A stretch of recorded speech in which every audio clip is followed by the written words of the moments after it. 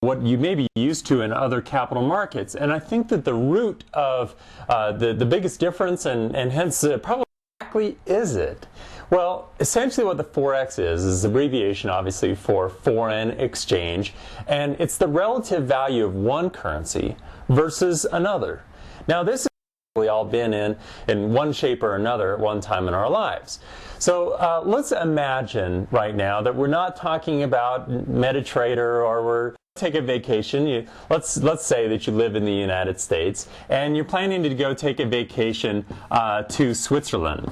That means that you're going to have to convert.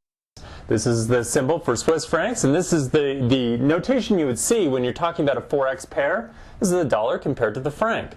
Well, what is the 49?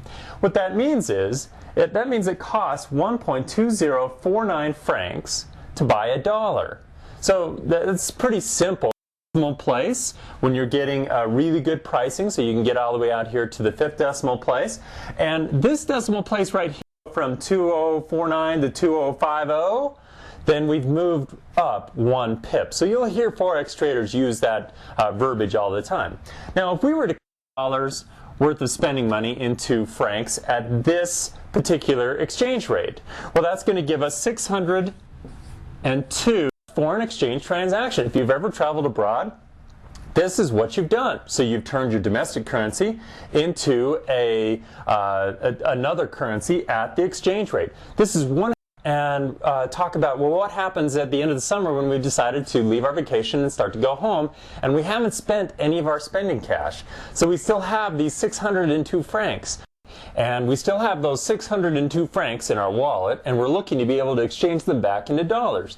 Now some time has elapsed. The relative value between these two 0, 0, or in some cases you'll see the a quote taken out to the 5th decimal place. So it's changed. Essentially we've lost 1,049 pips because what's really happening here is that we have our 602 francs, and we're going to convert them into dollars. But what's happened here is that now it costs fewer francs.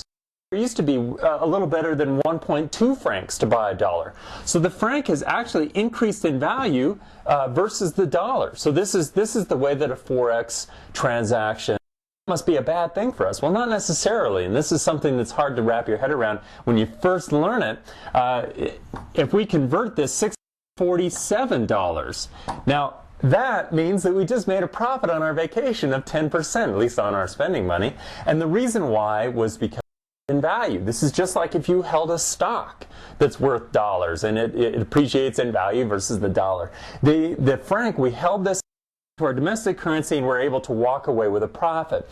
Well, this is the same way that the foreign exchange works. Now, the way that you'll see this actually charted on a chart like any other capital market is axis, and you'll see trends that look like this, just like anything else that you would see in any other capital market.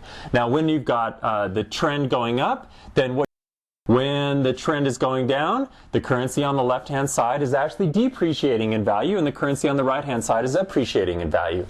Right there, and then decided to come home right there, where the franc was appreciating during that trend. This is what moves currency exchange, sometimes over a very short-term basis, depending on what kind of trader you are, and other times on a very long-term basis, again, depending on what kind of a trader you are. Account, and it's much easier and much more convenient than having to fly all the way to Switzerland.